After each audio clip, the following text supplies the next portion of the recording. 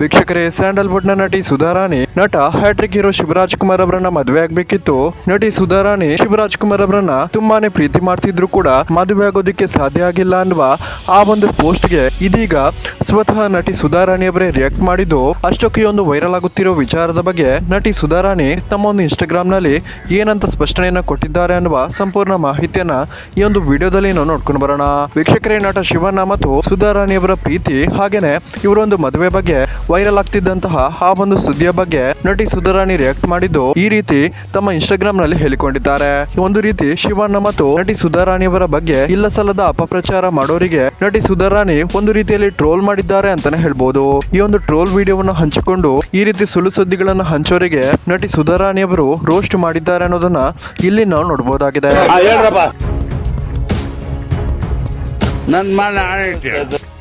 ಅಮ್ಮ, ನೀನು ಆನಂದ್ ಸಿನಿಮಾ ಮಾಡೋವಾಗ್ಲೇ ಶಿವಣ್ಣನ ಮದ್ವೆ ಮಾಡ್ಕೋತೀನಿ ಅಂದಿದ್ಯಂತೆ. ಯಾರೋ ನಿಂಗಿದೆಲ್ಲ ಹೇಳಿದ್ದು? ಲೋ ಅಣ್ಣ, ಆಗ ಅಮ್ಮ ಇನ್ನು 7ನೇ ಕ್ಲಾಸು. ಶಿವಣ್ಣಂಗೆ ಗೀತಾ ಅವ್ರ ಜೊತೆ ಎಂಗೇಜ್ಮೆಂಟ್ ಆಗಿತ್ತು.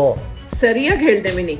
ಅವನ್ ಯಾವನೋ ತಿರ್ಬೋಕೆ ನನ್ನ ಮಗ. ಸೊ ವೀಕ್ಷಕರು, ಯಾರೆಲ್ಲ ನಟಿ ಸುಧಾರಾಣಿ ಮತ್ತು ನಟ ಶಿವರಾಜ್ ಕುಮಾರ್ ಫ್ಯಾನ್ಸ್ ಈ ವಿಡಿಯೋವನ್ನ ನೋಡ್ತಿದ್ದೀರಾ, ದಯವಿಟ್ಟು ಈ ವಿಡಿಯೋಗೊಂದು ಲೈಕ್ ಮಾಡಿ ಮತ್ತು ನಿಮ್ಮ ಒಂದು ಅನಿಸಿಕೆಯನ್ನ ಕಮೆಂಟ್ ಮೂಲಕ ತಿಳಿಸಿ.